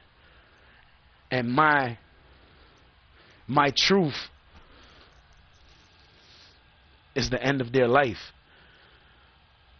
Because niggas, when niggas find out the truth, the harsh truth about shit, niggas want to kill them. And it's like, dude, motherfuckers is sympathetic because I was sympathetic. That's it. But if I'm like, yo, y'all do whatever the fuck y'all want, and motherfuckers start seeing people fucking these niggas up, people gonna be like, yo, BTTM crazy. We ain't fucking with them niggas. And more people gonna try to get down with the crew. You gotta understand, people in my crew, they're getting away with shit because they're doing shit to defend me because these niggas are just trying to set me up because they don't want me to be successful. They don't want me to succeed. They don't want me. Niggas was trying to imitate me. Niggas was trying to say it was me. Niggas was trying to steal my phone from me, right? When I was asleep. And then after that, show the phone and the music to people and be like, yeah, that's my shit. Trying to say that it was theirs and it wasn't. Then niggas try to set me up with a plug that I got something off credit from, but I paid them the very next day. You know what I'm saying? And then this other plug, they was trying to set me up with that plug, but I actually did owe him, but I didn't owe him that much. I've owed him more than that, more than what I had owed him at the time, and paid him like it was nothing. And then I literally went, paid him. After being shot at and everything, I still went to see him again. Threw some shit on the tab, and after I threw some shit on the tab, I was like, all right, paid him, threw some more shit on a new tab, and now I'm just waiting to pay him. And after I pay him,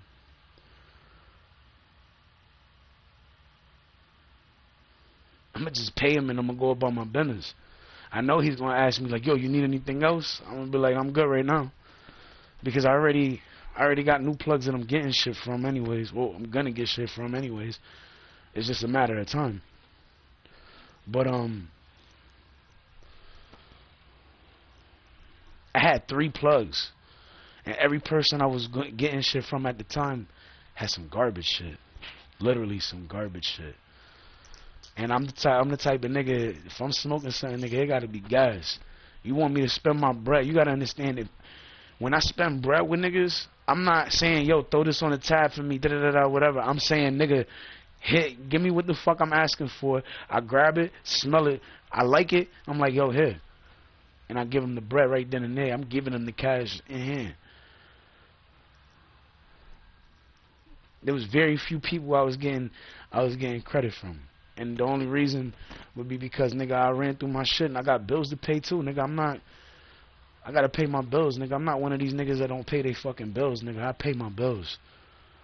But at the same time, if I'm in a hard place, I'm in a hard situation, I make the best out of my situation regardless of my situation.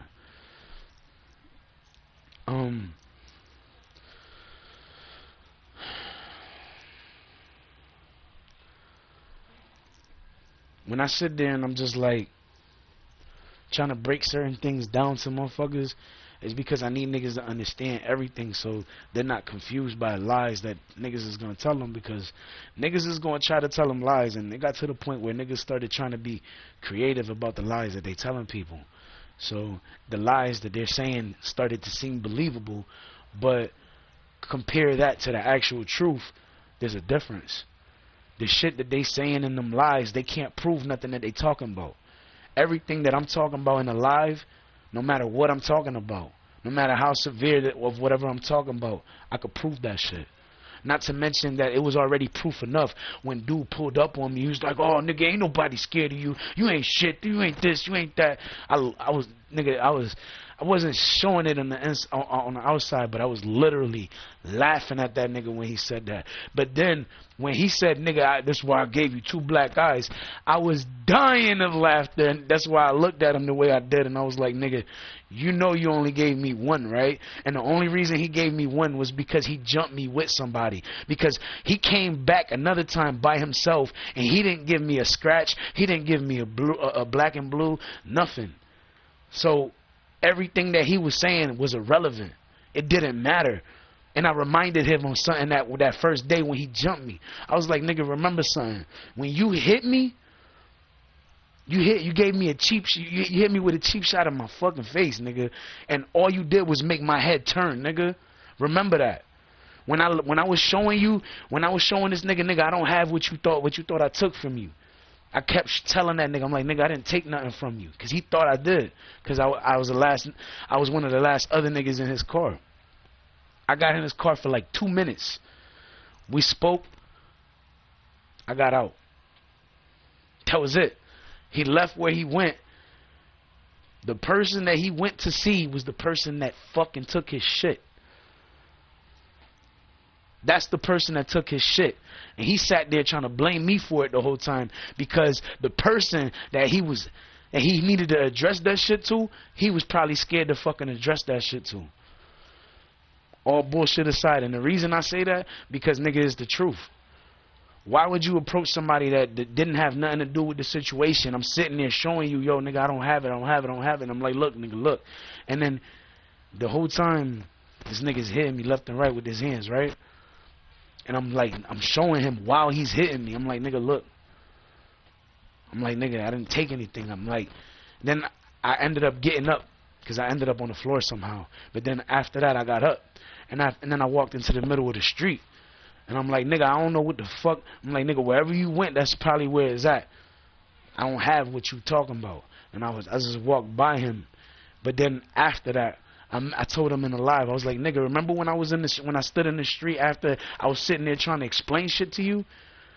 Imagine if I didn't fucking walk by you and I walked straight up to you and laid your ass out with 1 hit." Because all he did, nigga, the last time somebody hit me and all he did was turn my head, I was practically laying niggas the fuck out. So my whole shit to that nigga was, "Doug, you fucking with the wrong one right now, my nigga."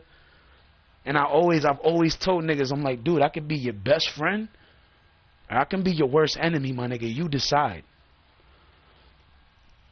And the thing is, when I sat there and I was telling that nigga, I didn't have it.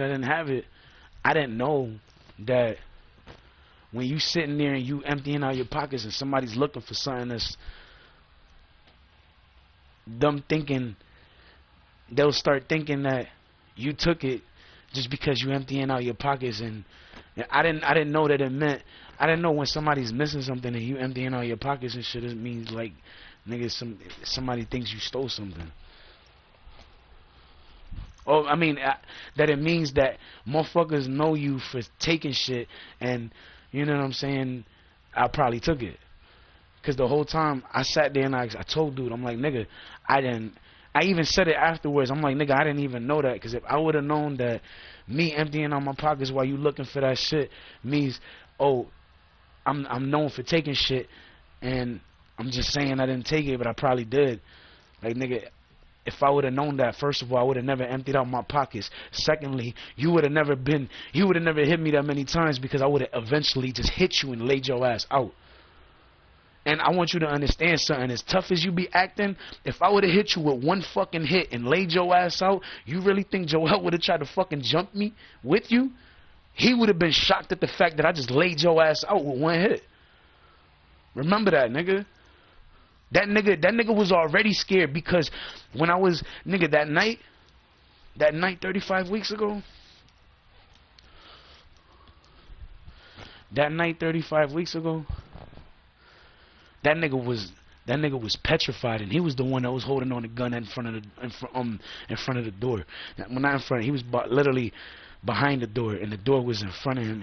I'm like, nigga, unlock the fucking door. At one point, I was like, I pushed it a little bit, but then I started thinking, what if I gotta lock? What if they have to lock the door the next day? You know what I'm saying? So I started thinking about that. I'm like, fuck, let me not break the door down just in case he needs to lock the door.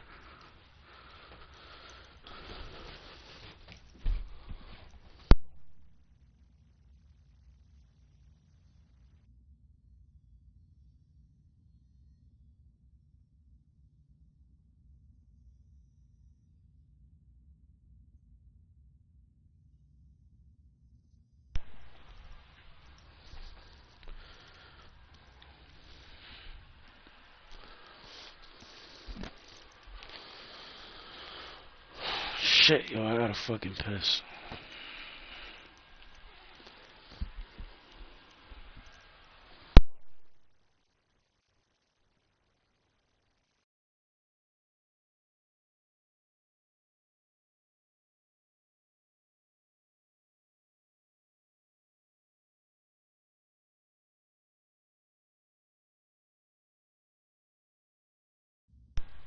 Alright, I'm back though. So, dude was in front of the door, right? And that nigga was scared. He was, when I was trying to bust the door down at first, but then I started thinking, what if these niggas come back the next day afterwards? You know what I'm saying? And we need to lock the door. So I let it be, and I was like, fuck it. So I was still standing in front of the door. I'm like, nigga, come on, open the door so I could bust your ass, nigga. Y'all niggas is quick to hit bitches and rape bitches, but y'all scared to step to a nigga, right? I literally said that shit to him just like that. And I was like, dude, come on, nigga. I was like, nigga, you know what? I'm gonna back up from the fucking door, and I'm gonna set up right here. I'm gonna have my foot right next to the motherfucking edge of the steps, my nigga. Just so when you come out, I could fucking sit there like, nigga, I was on the edge of the steps. You could have easily pushed me down the stairs. I gave you a fucking shit. I gave the nigga an opportunity to try to get me. I literally, because I knew he wasn't gonna get me. And I told dude, I'm like, nigga, I hope you ready to die for that pussy, nigga. Because I'm ready to die for that pussy. It's not how I said it. But I was like, nigga. I'll bust your fucking ass. He was like, nigga, fuck out of here. And the nigga was holding on the gun that whole time, right? And as he said that, as he was holding on, he like had his ear next to the door because he was trying to listen. But the door is thin as fuck, nigga. You could just hear that shit. You know what I'm saying? And I said, dude, I'm an alpha male for that pussy, nigga. I'm ready to die for that pussy, nigga. I hope you ready to die for that pussy, because I am. I literally said it to that nigga just like that, but I was loud as fuck, and I was yelling that shit when I said it. That nigga shitted his fucking drawers when I said that shit, my nigga. I swear to God. I swear to God, nigga. No lie. No cap, nigga. I said that shit just like that. Yo, before that dude came out with that video and that said that shit on IG, nigga, I said that was 35 weeks ago what I'm talking about, my nigga. Right? It was before that. Before that video ever came out, I had already said that shit to that nigga. And then the fact that I seen that video and dude said it, I was like, let me like that shit. I was like, damn, nigga, that sound like me. I think I left a comment saying some shit like that because that's what it sounded just like me. But then I backed up. I'm like, come on, nigga. I literally set up in front of the step and everything, like in front of the edge of the step and everything. I set up and everything. I was waiting for that nigga. That nigga was scared to open the fucking door. When them niggas were downstairs in that hallway and I was calling them niggas out then, and it was both of them niggas, Them niggas was scared then too. They ain't want no smoke with me.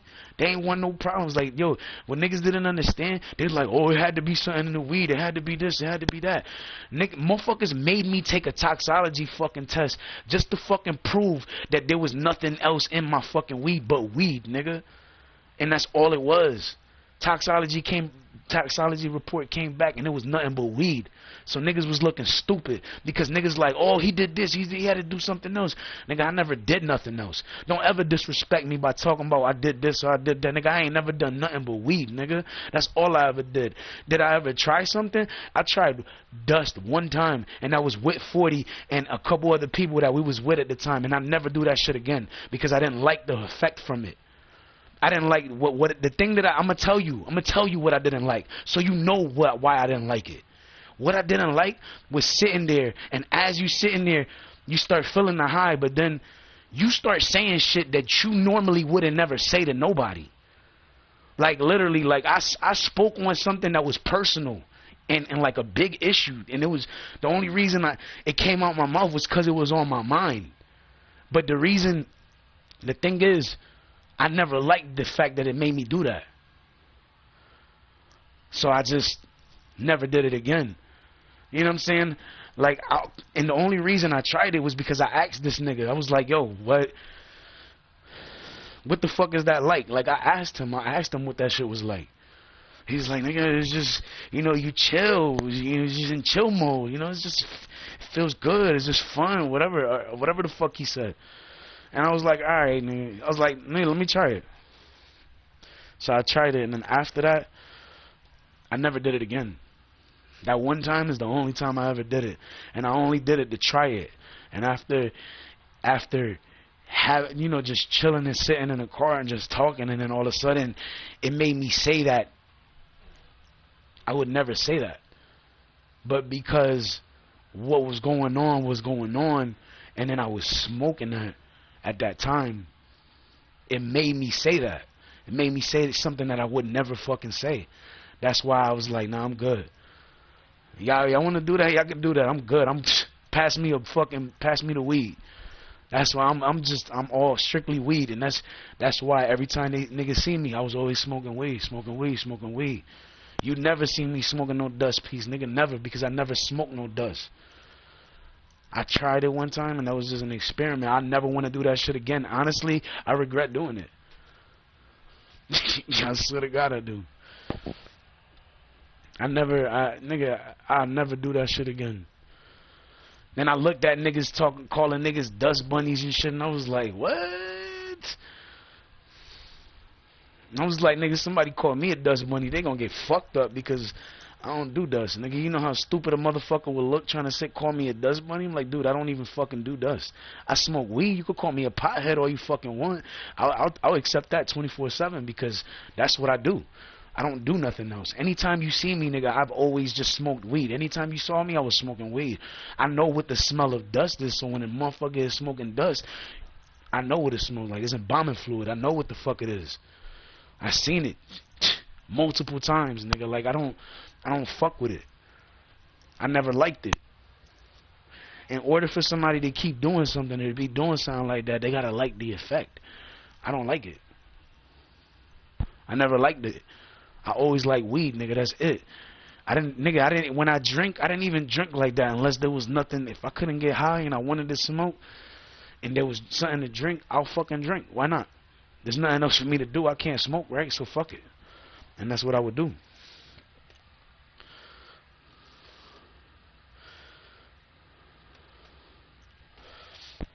So yeah, I would sit there and I smoke my weed, and every time this nigga came by and he was smoking his piece, I was always smoking my weed. Always. I was just smoking my weed. That's why when I was smoking out of Dutchess at the time, it was just weed, but some motherfuckers didn't know that. It got to the point where I got sick of smoking Dutchess, and then I got introduced to smoking like grabber font with fucking, you know, Bob Marley's and you know what I'm saying? So I started doing that, and I still do that to this day. You You know what I'm saying? Like, I enjoy smoking out of Bob Marley's. I enjoy that shit. Like, and the thing was, I used to smoke that, and I used to smoke cigarettes. So it got to the point where I'm like, all right, I'm done with this cigarette shit. If I need to smoke that bad, I'm gonna just hold that shit until I actually do smoke. You know what I'm saying? And it got to the point where I literally stopped. Like, it's just one day, I was just like, nah, I'm good. And it just, they're like, oh, yo, he turned down his cigarette. He said, nah, I'm good. I asked him if he wanted a deuce. He said, nah, I'm good. I asked him if he wanted a cigarette because I just opened a pack of cigarettes. He was like, no, I'm good. Some people, like, they can't believe it because I was one to always smoke bogeys or to start conversation. I'll be like, yo, you got an extra cigarette or some shit, or you got a cigarette I could buy off you? It was always something like that. You know what I'm saying? Just to start off the conversation. But I always looked at that shit at the end of the day some type of way because I was like, dude, I gotta stop this bogey shit. Then I'm like, nigga, you spend more money on smoking bogeys and you don't even get high from the bogey. You get what I'm saying? Like, I started looking at that some type of way, and I'm like, hold up. I'm like, yo, let this bogey shit go. I'm just gonna replace the bogey with weed. And anytime I wanted to smoke, I just smoked weed. And when I didn't have it, I just didn't smoke. And I tried to do things to occupy my mind to make sure I wasn't going back to smoking weed. And niggas started looking at that and they're like, oh shit, okay, this nigga really stopped. And then some people like, damn, like, they're like, nah, I think he smoked Newports and I think he smokes weed. And then when people find out that, nah, nigga, I don't smoke, I only smoke weed. And then niggas be like, you know, some people like, you know, opening packs of cigarettes in front of me. They're like, hey, you want a bogey? I'm like, nah, I'm good.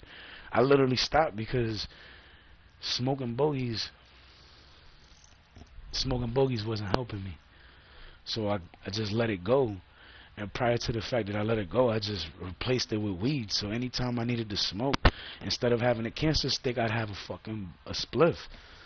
And the thing was, the spliff, I got high, and sometimes I was able to, you know, roll up another one when I wanted to. Sometimes I couldn't, and when I couldn't, I didn't let that affect me. I just enjoyed the rest of my day, and when I needed to, I just kept my mind off of the fucking cigarettes, because the only time you're gonna fucking sit there and be like, I need a cigarette, I need a cigarette, I need a cigarette, is when you're thinking about it. Because when you keep your mind off of the cigarettes and you got your mind occupied, let's say you're playing a game or you're just hanging with somebody, conversating, talking about something, you're not thinking about a cigarette until you get to like a dry part in the conversation, and then you're like, damn, I could use something to smoke, or damn, I could use a cigarette. You know what I'm saying? Like, you start thinking about something to smoke, because normally that would be a thing you could do socially. You know what I'm saying? Because that's what I would do. I would do the smoking socially. You know what I'm saying? But it would get to the point that I'm like, all right, fuck it, and I just went about my business, and people like, yo, you got a lighter? I'm like, nah, I don't smoke. But then they be like, but I see you smoking the other day. And I was like, dude, that wasn't a cigarette. That was a fucking blunt. That was a spliff.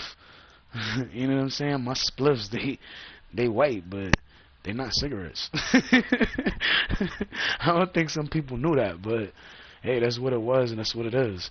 And I just felt that had to be addressed, and that shit about the dust, that shit had to be addressed too, so niggas understand. The only other shit that I've ever done is an e-pill. And I did a couple e-pills because, you know, it was a time in my life where I was just doing whatever. I was trying shit. I was experimenting, and I was doing some shit. And when we did certain things, I started to change, because when there were certain things that I didn't like, I changed. Because if I didn't like something, I just didn't try to do it again. But I did shit a couple times. We had some fun, but then shit got old, and then it was just alright. Eventually, it stopped. You know what I'm saying? We just did it a couple times just to do it, just because the person we was doing it with wanted to do it. So we was like, fuck it, we'll do it with you. So it was all four of us, and we just did it. But honestly, I don't recommend it. Like, you wanna get fucked, just bend over and say you wanna get fucked, or just assume the position and get on the bed with your ass in the air or something, and your man come through and power drive that ass or some shit. But other than that, I ain't worried about that. I'm not worried about nothing else. But I just want niggas to understand what it is as best as I can, so y'all know what's up before coming across certain situations with certain people. And I just hope that people I meet and people I know never have to run into those kind of people, because those people are just going to wreak havoc in your lives, just like my crew is going to wreak havoc in all them niggas' lives from 35, almost 36 weeks ago. Because these niggas is still around, and I'm not happy about, I'm not happy about these niggas still being around, because that just means there's more bitches in danger of getting raped. Because if you gotta understand something, the way these niggas, 35, almost 36 weeks ago, I want y'all to understand something. The way these niggas was moving that night, I never seen them niggas move how they moved. And how they were moving like they did it before. That's why I'm telling y'all what I'm telling y'all. What if it was your sister? What if it was your mom? What if it was your niece? What if it was, you know what I'm saying, your grandma? What if you got a grandma that look like she's 21 and she's really like fucking 50 something or some shit? You know what I'm saying? A 60 something, or think about it. And she just looks young. She looks good for her age. Think about it. It could be anybody's. It could be anybody's parents. It could be anybody's mother. It could be anybody's sister. Anybody's female cousin. Think about it. What I'm saying matters. Because if y'all was in my shoes, I guarantee y'all niggas would have killed them niggas if y'all would have seen and heard what I seen and heard. There's not one, understand something, the fact that they're trying to go out of state and grab people and bring them over here to try to start shit, I want y'all to understand something. Pay attention to these lives. These lives might be the thing that save you from a horrible situation, or from shit going bad, or from something going wrong, or from somebody trying to get you part of some shit to set somebody up, because you don't know who is it's involved with. And then when you do, it's like they're trying to play the nigga, you say you was gonna do shit with me, now you gonna go back on your word, and fuck all that. Nowadays niggas' words don't mean shit. Niggas is sit there telling the bitch, I don't do this, I don't do that, and they really do. Niggas like, oh, I won't treat you like shit, and that's exactly what they're gonna do. Niggas like, I won't ever hit you. Bam! As soon as they say they ain't gonna do something that they want them to do. As soon as they say, I'm not gonna fuck him, I'm not gonna, nigga, you want me to fuck you, and then you want me to fuck him, and you want me to fuck him, I'm not doing that. Bam! Niggas, bitches getting their ass whooped for not listening. And the thing is, when these chicks was with me, or around me, not with me, but around me, they still with me, they just not around me. They're getting beat. And the thing is, they were getting beat so badly, they were scared. Because it's like, They're getting beaten. They feel like nobody's gonna save them. Nobody's there to protect them. And the thing is, I only know certain things. I don't know everything. You know what I'm saying? And it's like if I knew everything, I'd be able to do more shit to help. And what motherfuckers don't understand, I got a clean record because I never did no, I never did no dumb shit and got caught. I just did dumb shit on the low. I never got caught doing it. And prior to the fact that I did dumb shit and I never got caught, I want niggas to understand something. I know everybody's fucking dirt. Everybody. All the shit the niggas been doing, all the niggas that be ripping and running these streets acting like niggas don't know shit, dog. I know everything. And the thing is, my record is clean. And because of the fact that my record is clean, I want niggas to understand something. If I really wanted to, nigga, I'm not saying I'm gonna, but I'm saying if I really wanted to, I can become a police officer. All I gotta do is apply. I'm fit enough for the fucking, you gotta do the fucking physical test. You gotta do the psychological test. You gotta do a bunch of shit. I don't have to go to the academy because when I was younger, I actually went to the academy. When I was younger, I ended up doing some shit totally different from what I was doing back then. But looking at shit now, I know so much. I met so many people. I've seen everybody's shit. I know what niggas do. I know what niggas don't do. I know where niggas be at. I know where niggas don't be at. I want niggas to understand something. If y'all niggas don't let my bitches go, I'm gonna become a cop. And I want you to understand something. If I become a cop, y'all are gonna be fucked up because I know where to go. I know what to do. And if y'all niggas even touch me, not even touch me, if y'all niggas hit me, first of all, that's gonna be a felony. Secondly, if you shoot at me, that gives me the right to shoot you back.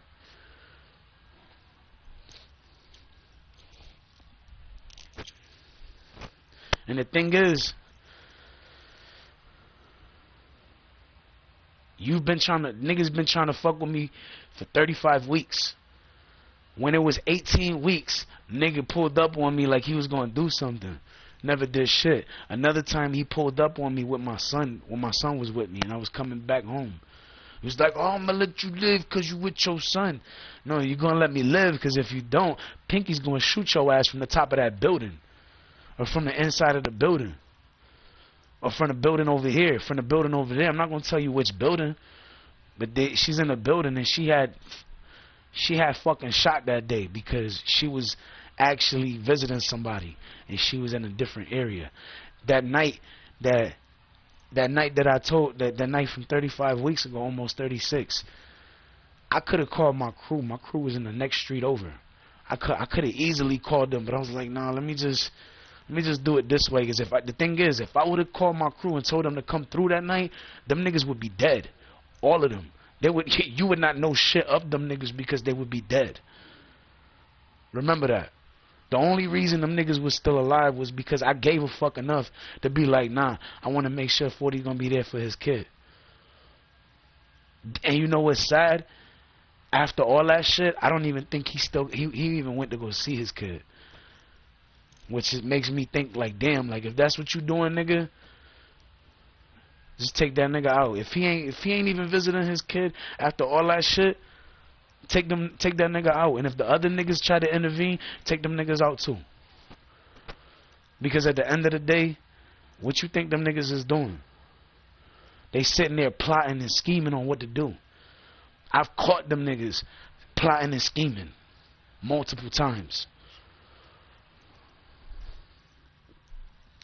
Not to mention that after this nigga jumped me one time, this nigga had a gun to my fucking face, and I had a flashback, and I wouldn't move because I was stuck in my flashback because I was thinking about when I had a gun pressed to my head a while back before that, a long time ago, and the only reason I had a gun pressed to my head was because one of those dudes that jumped me, the other dude's boy that he had jumped me with, his boy did some dumb shit. I don't know what he did, but he did something. And he was running from the police. I went to the gas station up the street, right? I came back down. It was like 2 o'clock in the morning. I'm literally standing in front of the fucking my fence, and I'm just on the phone with this girl. She was my ex at the, oh, no bullshit. She was my girl at the time. I think she was still my girl at the time. Damaris. But I was on the phone with her, and we was just talking, and then all of a sudden a undercover cop car pulled up. He said some shit to me, and I was like, what? And he was like, put your hands on the fucking fence. And I was like, what the fuck? I'm like, nigga, what the fuck did I do?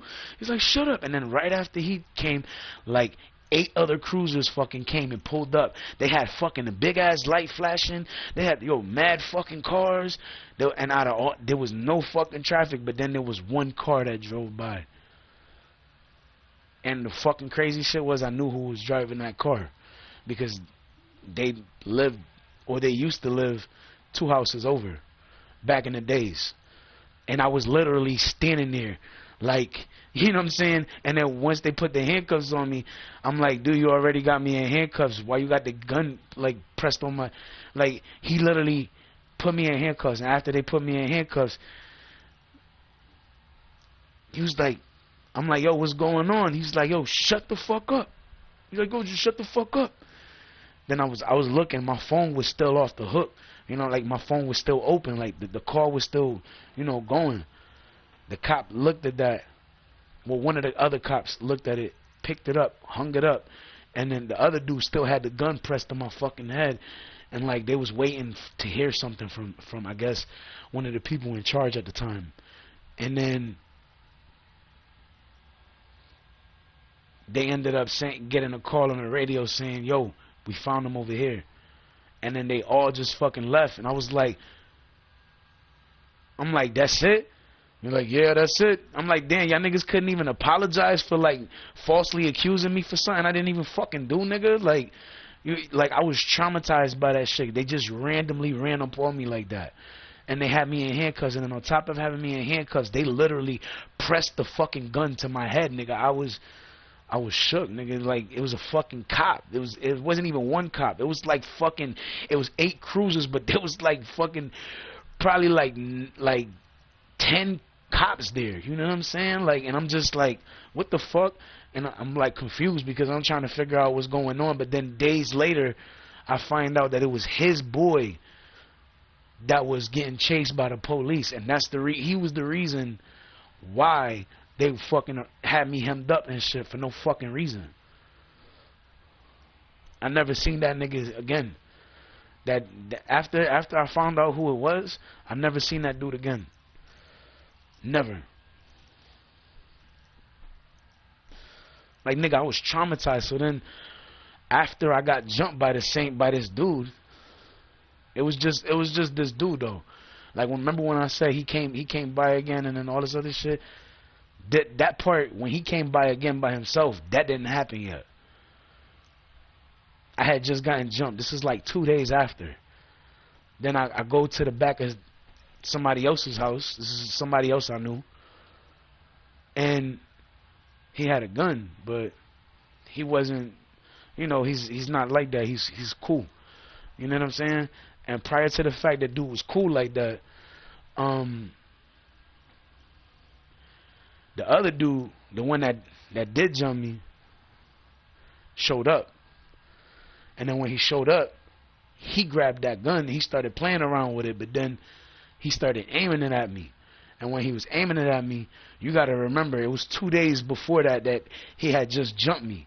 You know what I'm saying? Like, I had froze because I was having a flashback because all I kept looking at was the gun, and I was thinking about that day that I got hemmed up and I had that gun pressed to my fucking head by a cop and I was in handcuffs. That shit had me traumatized, nigga. I was feeling some type. I've been traumatized. Niggas don't understand that. Like, when I